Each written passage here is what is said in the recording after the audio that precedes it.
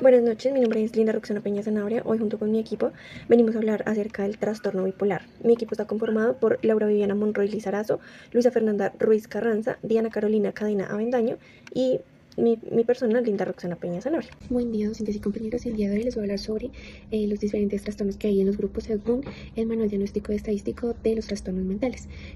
Cabe aclarar que son tres grupos, están los del grupo A, grupo B y grupo C. En el grupo A tenemos lo que son los trastornos raros o excéntricos. Digamos que entre estos está lo que es el trastorno paranoide de la personalidad, y este se caracteriza más que todo es por la desconfianza excesiva que tiene una persona hacia hacia los demás individuos. También contamos con el trastorno esquizoide de la personalidad, que este se presenta más con el desapego de las relaciones sociales, ya sean emocionales o suelen hacer actividades más de manera solitaria, no suelen estar rodeados de muchas personas. En el grupo A también contamos con el trastorno esquizotópico de la personalidad, que este abarca lo que es más que todos los pensamientos mágicos o tiene ciertas creencias pues fuera de lo común, son muy extrañas, digamos en un contexto cultural no son muy comunes. También contamos con el grupo C, grupo B. En el grupo B contamos con lo que son los trastornos dramáticos y emocionales o también los que son impulsivos. En este contamos lo que es con el trastorno antisocial de la personalidad. Este implica como cierto desprecio por las normas sociales y digamos que no van muy de la mano con cumplir normas, siempre son como a violar los derechos de los demás, son muy impulsivos y digamos que no sienten la emoción, el sentimiento de remordimiento, sino que son muy fuera de lo social, por decirlo así.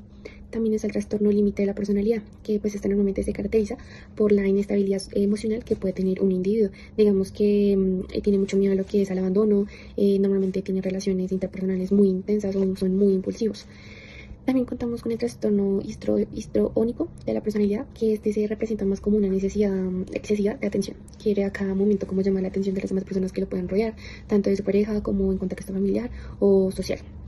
También contamos con el trastorno narcisista de la personalidad, que este se identifica más en una persona que se manifiesta siento como de grandiosidad, que necesita cierta admiración y pues digamos que no es muy empático con las demás personas.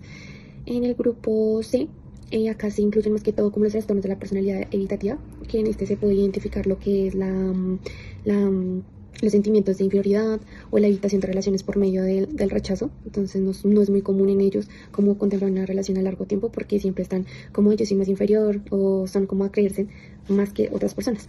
También está el trastorno a la personalidad dependiente. Digamos que este sí implica más una necesidad excesiva de ser cuidado, de ser amado, de estar ahí con una persona. Entonces digamos que se les dificulta mucho poder tomar decisiones, ya sea por miedo a poder generar una separación.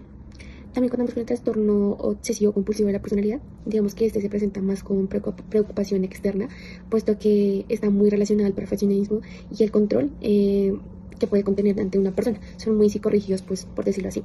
Digamos que en general los trastornos de la personalidad se organizan en tres grupos que permiten poder comprender mejor sus características y sus pequeñas diferencias. Esta clasificación facilita la evaluación clínica y la interpretación de la psicología pues de manera adecuada. Bueno, ahora vamos a describir los criterios diagnósticos de los principales trastornos bipolares según el DSM-5.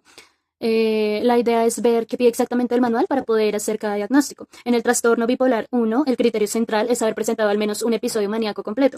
Esto significa un periodo de al menos una semana de ánimo anormalmente elevado o muy irritable, con mucha energía, junto con por lo menos 3 síntomas como grandiosidad, dormir muy poco, hablar en exceso, ideas aceleradas, distracciones, un aumento de actividad y conductas de riesgo. Además, estos síntomas causan un deterioro grave, necesitan hospitalización o incluyen hasta síntomas psicóticos. Ya en el trastorno bipolar 2, los criterios exigen dos cosas: al menos un episodio hipomaníaco y un episodio depresivo mayor, pero nunca un episodio maníaco.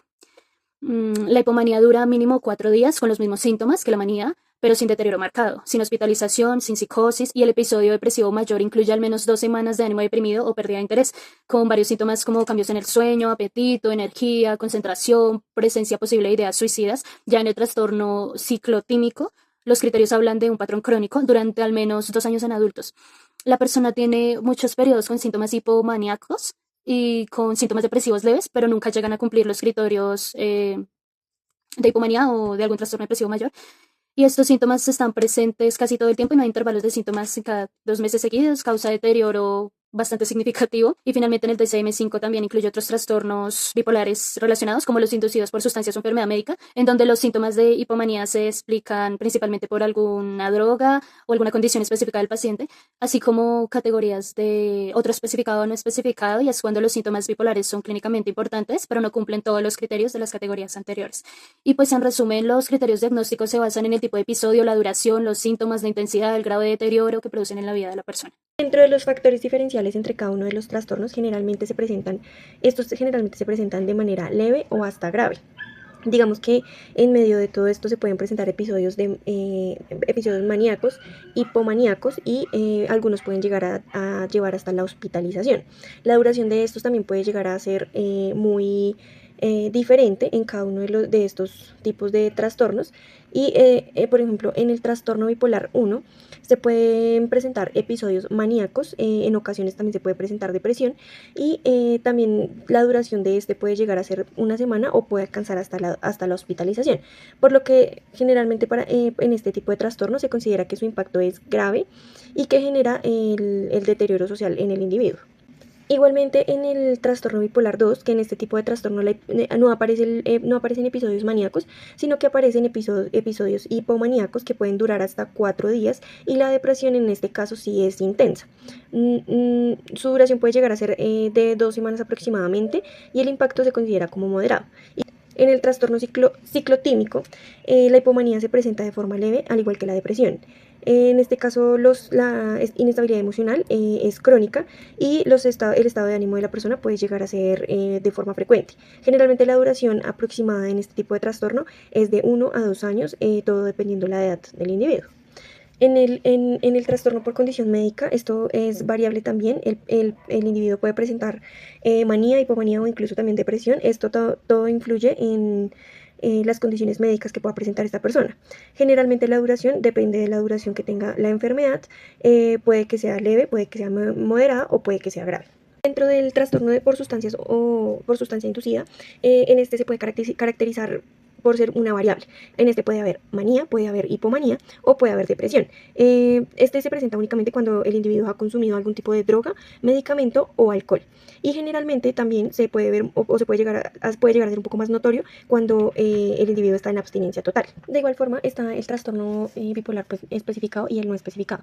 La diferencia entre estos dos es que el especificado no cumple totalmente con los criterios, pero el evaluador sí puede o tiene la forma de cómo explicar el por qué no los cumple. Mientras que el no especificado, la clasificación de este puede ser igualmente variable, y digamos que solo se presentan los síntomas bipolares generales y no se puede especificar la causa general. El evaluador no puede especificar muy bien este tipo de causa. Seguimos con la etiología de los trastornos depresivos, que tenemos la biológica, que son las alteraciones en neurotransmisores, serotonina, norepinefrina, la predisposición genética, cambios de estructuras cerebrales como el hipocampo y la amígdala. Tenemos en psicológica las creencias negativas de sí mismo, el mundo y el futuro. En experiencias traumáticas también tenemos en las infantiles, que son los estilos de afrontamiento inadaptativos. Tenemos igualmente que la social, que es la pérdida significativa, que sería la violencia, aislamiento, problemas económicos o laborales. En la siguiente tenemos los pronósticos de los trastornos depresivos. Serían los factores de buen pronóstico, tratamiento temprano y adecuado, el buen apoyo social, emocional y la ausencia de comorbilidades. Tenemos los factores de mal pronóstico, que serían los episodios recurrentes, la comorbilidad con ansiedad o consumo de sustancias, historia de intentos de suicidio, falta de adherencia al tratamiento. Tenemos un ejemplo de una mujer de 29 años que es maestra de primaria, llega a consulta porque no se siente con estado de ánimo suficiente, que a la hora de preparar las clases no siente la misma actitud que la tenía antes. Ahorita se lo sequea en la oficina y evita jugar con los niños. Ha subido de peso, más o menos 4 kilos en menos de un mes. Come mucho dulce y no quiere parar de comerlo, se queja de que olvida las cosas, entre otros síntomas. El diagnóstico que le puse fue el trastorno depresivo mayor. Es un episodio moderado y cumple con los 6 criterios que hay en el DSM-5, que es el estado de ánimo depresivo persistente, pérdida de interés o placer, que es la anedonia, la hipersonia, dificultades para concentrarse y memoria, sentimiento inútil y culpa excesiva, y los cambios de peso y de apetito.